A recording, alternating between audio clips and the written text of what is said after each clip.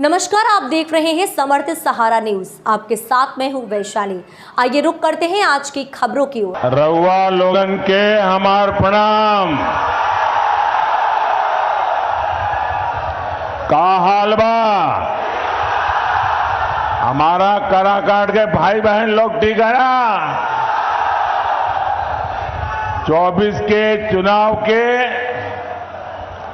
6 चरण आज पूरे हो जाएंगे और 4 जून को क्या होगा? 4 जून को क्या होगा? 4 जून को क्या होगा? फिर एक बार, फिर एक बार, फिर एक बार। और इसलिए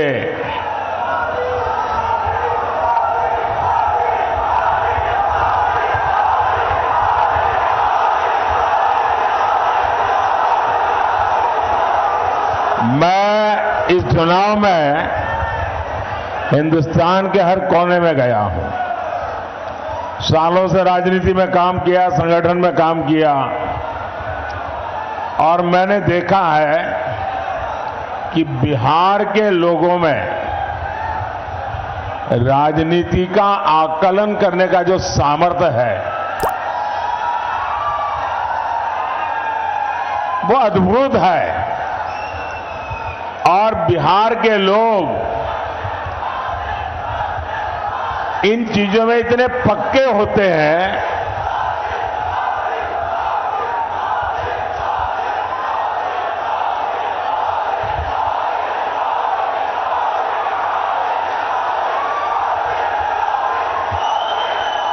बिहार के लोग इतने पक्के हिसाब किताब के लोग होते हैं कि वे कभी भी वो वोट डालने से पहले 50 बार सोचते हैं कि मेरा वोट बेकार तो नहीं जाएगा ना।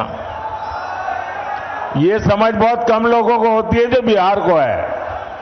और इसलिए बिहार के लोग जब वोट करने जाते हैं तो पहले पक्का देखते हैं, भाई वोट तो डालूंगा लेकिन मेरा वोट बेकार नहीं जाना चाहिए।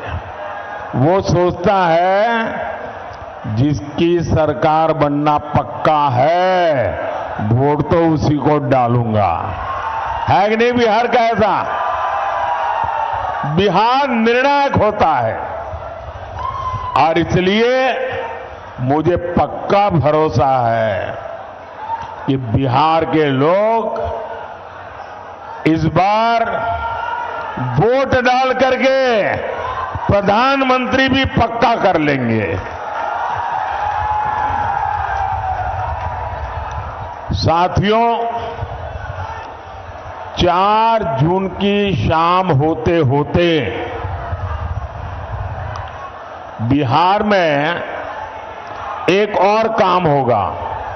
बताऊं क्या होगा? ये अखबार वाले लिखेंगे कि मोदी भविष्यवाणी कर रहा है। मैं भविष्यवाणी नहीं कर रहा हूं, लेकिन मैं आपको बताता हूं। 4 जून शाम होते होते आरजेडी वाले कहेंगे कि कांग्रेस ने लुटिया डुबो दी।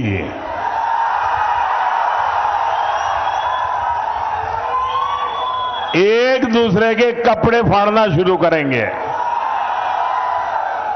4 जून को दूसरा क्या होगा वो भी बता देता हूं। ये कांग्रेस का शाही परिवार क्या करेगा? कांग्रेस का शाही परिवार पराजय का ठिकरा खड़गे जी के सर पर फोड़ करके वो विदेश में छुट्टियां मनाने चला जाएगा और बेचारे खड़गे जी कार्यकर्ताओं का गुस्सा सहते सहते थक जाएंगे। भाइयों और बहनों, कांग्रेस, आरजेडी और इंडी गठबंधन को देश बार बार खारिज कर चुका है, नकार चुका है। इनके पास न विजन है, इनके पास सिर्फ और सिर्फ कंफ्यूजन है। इनके पास हौसला का नामो निशान नहीं।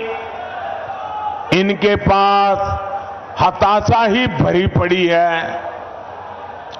इनके पास नीति नहीं है, निर्णय लेने की क्षमता नहीं है। ये सिर्फ नकारापन लेकर के जी रहे हैं। दशकों तक इनकी पूरी राजनीति डरो और डराओ के मंत्र पर चली है। लेकिन मोदी ने इनका ये जो डर का गुब्बारा है ना, उस गुब्बारे को ही फोड़ दिया है। और हालत तो ये है कि मोदी उनके डर को भी डराता है। साथियों, ये इंडी गठबंधन वाले देश को डराते थे। देश को ऐसा डराते थे और 70 साल से डराते थे। क्या कहते थे? अयोध्या में अगर राम मंदिर बना तो देश में बवाल हो जाएगा, खून की नदियां बहेगी। आज रामलला भव्य मंदिर में विराजमान है। कोई बवाल हुआ क्या? कोई खून की नदियां बही क्या? ये डराने का झूठा खेल चलता था कि नहीं चलता था? ये लोग डराते थे, 70 साल से डराते थे। ये कहते थे कि जम्मू कश्मीर से 370 अगर हटा तो ये पाकिस्तान में चले जाएंगे। अगर 370 हटा तो आग लग जाएगी।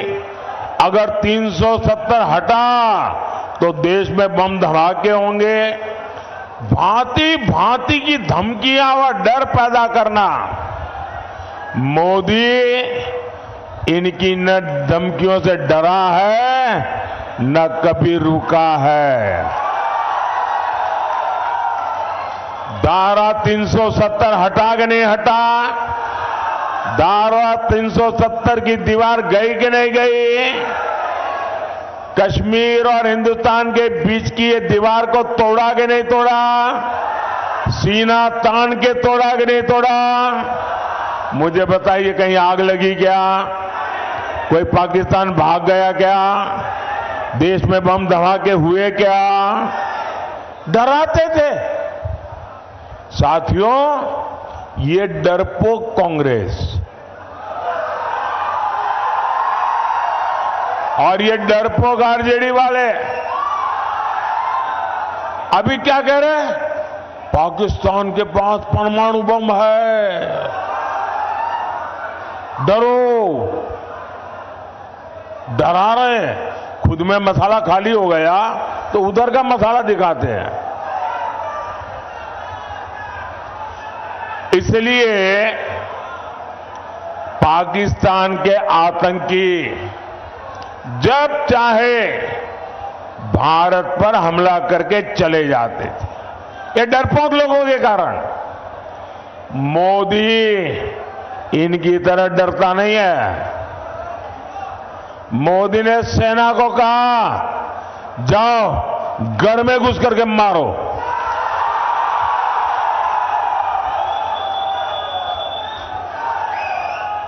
आज पाकिस्तान कुछ करने से पहले 100 बार सोचता है।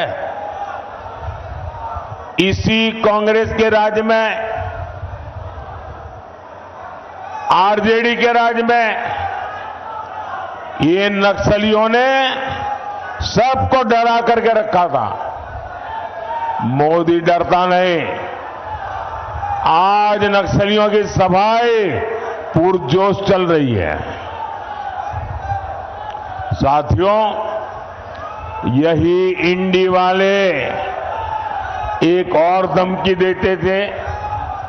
ये कहते थे कि बड़े भ्रष्टाचारियों पर हाथ डालो तो मोदी की कुर्सी हिला देंगे। मोदी डरता नहीं है।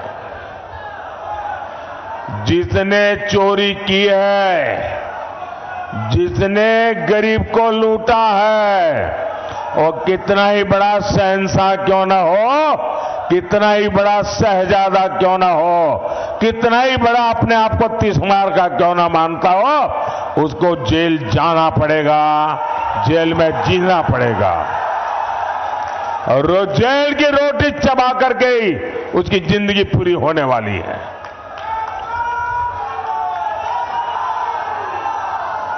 मुझे बताओ भाई, अगर कोई लूट करता है, आपके हक का छीन लेता है, तो छोटे लोगों को तो जेल में बंद करने के लिए कोई चिल्लाता नहीं है। बड़े जाने चाहिए, छोटे जाने चाहिए। आप मुझे कहेंगे वो मैं करूंगा।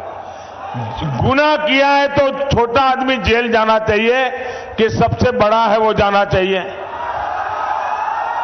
बड़ा हो जेल जाना चाहिए ना। तो मैं बड़ों को भेज रहा हूं तो अच्छा कर रहा हूं ना, सही कर रहा हूं ना। और मैं आज बिहार के लोगों को एक और गारंटी दे रहा हूं। जिन्होंने बिहार के गरीबों को लूटकर नौकरी के बदले जमीन लिखवाई है, कान खोल के सुन लो, उनका भी जेल जाने का काउंटडाउन शुरू हो चुका है।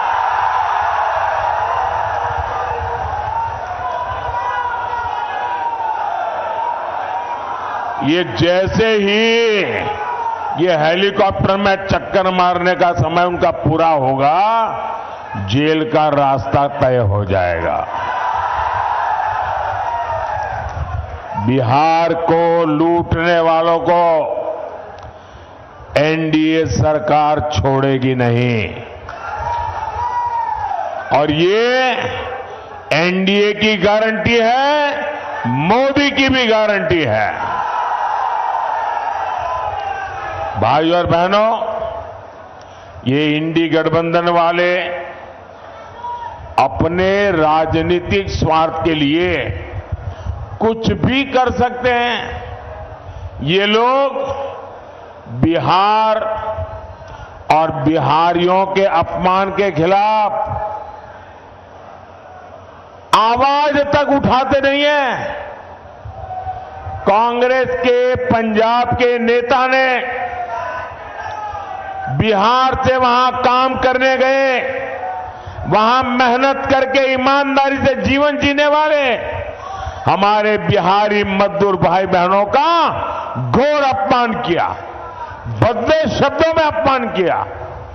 कहा अब हम उन्हें बिहारियों को पंजाब में घर नहीं देने देंगे, घुसने नहीं देंगे। कांग्रेस के मिनिस्टर ने कहा है, कांग्रेस के शाही परिवार ने इसके विषय में मुंह पे ताला लगा दिया है।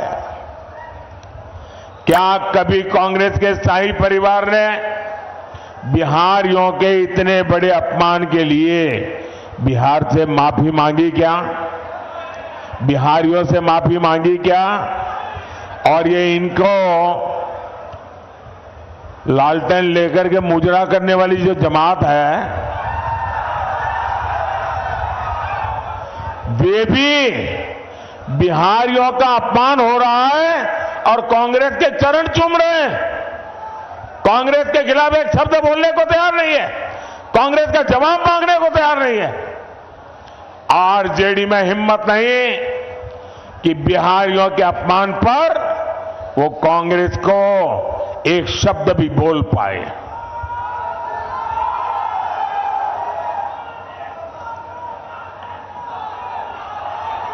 साथियों,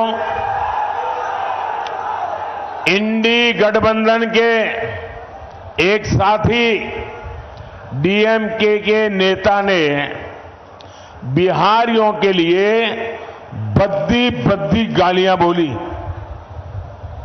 तेलंगाना में कांग्रेस के मुख्यमंत्री ने बिहारियों को भला बुरा कहा। पश्चिम बंगाल की मुख्यमंत्री आए दिन बिहारियों को गालियां देती हैं, लेकिन आरजेडी और कांग्रेस के नेताओं ने उनके मुंह से इन लोगों को उनके खिलाफ एक शब्द बोलने की हिम्मत नहीं है। इन लोगों को आपके स्वाभिमान की चिंता नहीं है, इनको बिहार के गौरव की चिंता नहीं है, इनको बिहार के होनहार नौजवानों के प्रतिष्ठा की चिंता नहीं है। इनको सिर्फ और सिर्फ अपने वोट बैंक की चिंता है। उनको सिर्फ आपके वोट छीनना है, उसके लिए भांति भांति की भाषा का उपयोग करते हैं। इनके लिए बिहारियों का सम्मान कोई मायने नहीं रखता। साथियों, मैं हमारे जो फर्स्ट टाइम वोटर है, जो पहली बार वोट करने के लिए जाने वाले हैं, उनको जरा जंगल राज पार्ट 2 से सावधान करना चाहता हूं। ये जो फर्स्ट टाइम वोटर है ना, उनका जन्म होने के बाद उनको जंगल राज कितना भयंकर था वो देखने का अवसर नहीं मिला, क्योंकि यहां एनडीए वाले काम करना शुरू किए। लेकिन जो जंगल राज वालों ने था, जो मुसीबतें खड़ी कर दी थी, ये जरा फर्स्ट टाइम वोटरों को पता होना चाहिए। वो समय था शाम होने के बाद बाहर निकलना मुश्किल था। बाहर से कोई रात में ट्रेन से उतरता था तो स्टेशन से बाहर नहीं निकलता था, रात भर स्टेशन पे पड़ा रहता था। सुबह उजाला होने के बाद फिर अपने गांव की तरफ निकलता था।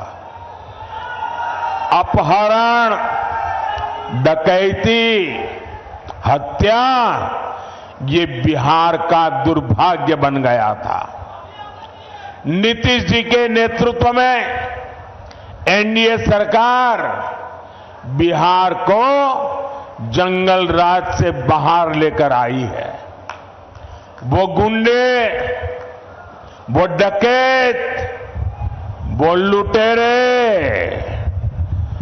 अभी छिपे हुए हैं, चुप होकर के बैठे हुए हैं, मौके की तलाश में है। अगर गलती से भी ये इंडी वाले जरा भी मजबूत होते दिखेंगे भी, तो फिर उनका दाना पानी मिलेगा और ये मिलकर के फिर से आपका भविष्य तबाह कर देंगे। नौजवानों, आपकी जिंदगी तबाह कर देंगे और फिर कभी भी आप उभर करके बाहर नहीं आ पाएंगे। भाइयों और बहनों, ये हमारा बिहार सामाजिक न्याय की प्रणेता भूमि है और मुझे गर्व है कि अगर किसी ने सामाजिक न्याय की रक्षा की है तो वो बीजेपी और एनडीए ने की है। बीते 10 साल में देश ने एनडीए को 2 बार प्रचंड जनादेश दिया। हमने पहली टर्म में एक दलित के बेटे को, जो कभी बिहार के गवर्नर हुआ करते थे, उनको देश का राष्ट्रपति बनाया, दलित को देश का राष्ट्रपति बनाया।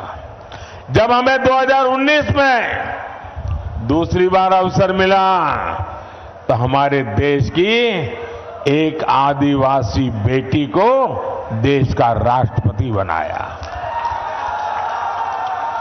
देश के सर्वोच्च संवैधानिक पद पर सुशोभित किया। राष्ट्रपति पद का गौरवपूर्ण काम उन्होंने शुरू किया। हमने पिछड़ा आयोग को संवैधानिक दर्जा दिया। कांग्रेस ने तीन दशक तक पिछड़ों की इस मांग को ठुकराया था, लेकिन मैं आप ही के बीच पैदा हुआ हूं। अति पिछड़ों को कैसी जिंदगी जीनी पड़ी है ना, वो मैंने भोगी है, और इसलिए मैंने आते ही आयोग बना दिया। पहले केंद्रीय विद्यालय, नवोदय विद्यालय और सैनिक स्कूलों में ओबीसी आरक्षण नहीं था। ये मोदी ने आकर के उसमें भी हमारे बच्चों के लिए मैंने आरक्षण पक्का किया।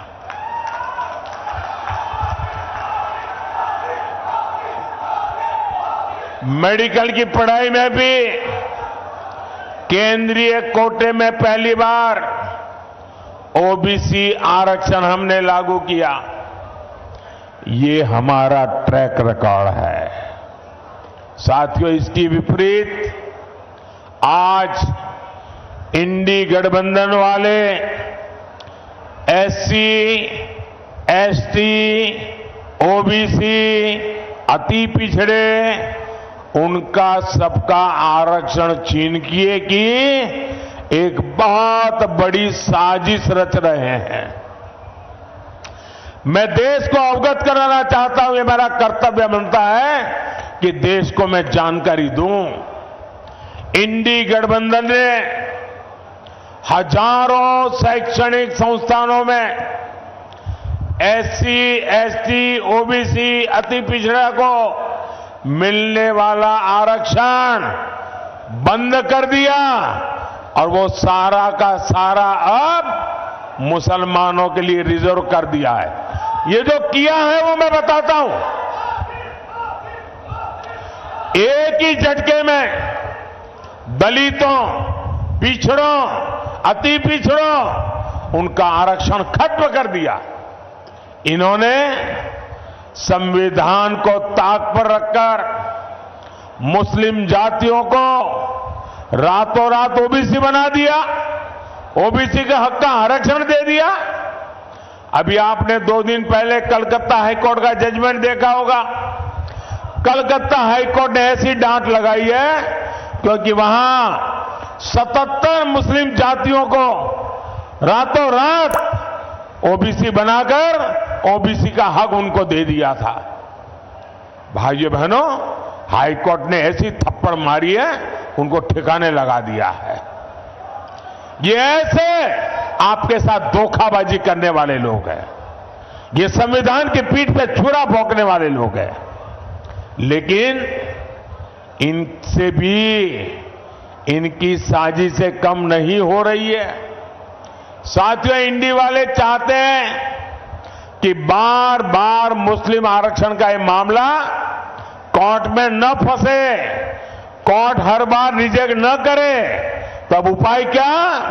तो इंडी गठबंधन वालों ने पक्का कर लिया है कि अगर वो दिल्ली पहुंचेंगे तो पहला काम ये संविधान को बदल देंगे। संविधान को बदल करके एससी, एसटी, ओबीसी का आरक्षण वो मुसलमानों को देने का संविधान में बदलाव करेंगे ताकि कोर्ट उनको परेशान न करे। ये खेल खेल रहे हैं। भाइयों बहनों, मैंने ठीक 1 महीने पहले इंडी वालों को चैलेंज किया था। देश के हर राज्य में जाकर के बोला हूं। मैंने उनको इतना ही कहा कि भाई अगर आप चुनाव में आए हो, जनता जनार्दन ही देश के मालिक है। जनता जनार्दन को लिख करके दो कि हम सत्ता में आएंगे तो हम संविधान में परिवर्तन नहीं करेंगे। हम सत्ता में आएंगे तो SC, ST, OBC का आरक्षण छीन नहीं लेंगे। हम सत्ता में आएंगे तो धर्म के आधार पर आरक्षण नहीं करेंगे। हम मुसलमानों को यहां से छीनकर उनको नहीं देंगे। लिख करके दो ना, मैंने कहा 1 महीना हुआ, 1 महीना लिखने की बात छोड़ो, बोलने की हिम्मत नहीं है उनकी। इसका मतलब पेट में पाप है। बिहार में मेरा यादव परिवार है, बिहार में मेरा कुर्मी परिवार है, बिहार में मेरा कुशवाहा परिवार है, बिहार में मेरा कलवार परिवार है, बिहार में मेरा तेली परिवार है, मेरा सूरी परिवार है, मेरा कानू परिवार है, मेरा निषाद परिवार है, मेरा पासवान परिवार है, मेरा रविदास परिवार है, मेरा मुसहर परिवार है। ऐसी हर जाति के सबसे बड़े दुश्मन अगर कोई है तो ये आरजेडी कांग्रेस वाले हैं। ये मुखौटा सामाजिक न्याय का लगाते हैं, लेकिन तुष्टीकरण करते हैं। वोट बैंक की राजनीति के गुलाम हो चुके हैं और वोट बैंक वाले जैसे नचाए ये नाचते रहते हैं। और 24 के इस चुनाव में मोदी ने उनको बेनकाब कर दिया है, उनका मुखौटा मैंने नीचे उतार दिया है। साथियों, मोदी इनकी साजिशों का भी पर्दाफाश करेगा और विकास के लिए भी उतनी ही मेहनत करेगा। आने वाले 5 साल बिहार के विकास के लिए अभूतपूर्व रहने वाले हैं। ये जो डेडिकेटेड फ्रेट कॉरिडोर यहां से गुजर रहा है, यहां 4 लेन 6 लेन के हाईवे बन रहे हैं, इनसे कंस्ट्रक्शन से जुड़े हर सेक्टर में अब रोजगार बढ़े। आने वाले समय में यहां लॉजिस्टिक्स सेक्टर के लिए, भंडारण से जुड़े सेक्टर के लिए बहुत संभावना है। रोहतास हो, कैमूर हो, औरंगाबाद हो, इस पूरे क्षेत्र में कृषि आधारित उद्योगों और दूसरे उद्योगों के लिए नए अवसर बनेंगे। साथियों, ये क्षेत्र तो धान का कटोरा है, यहां आलू जैसी सब्जियां पैदा होती है। मोदी सरकार अनाज भंडारण में भी सहकारिता को बढ़ावा दे रही है। इसके तहत दुनिया की सबसे बड़ी भंडारण योजना पर काम शुरू हो चुका है।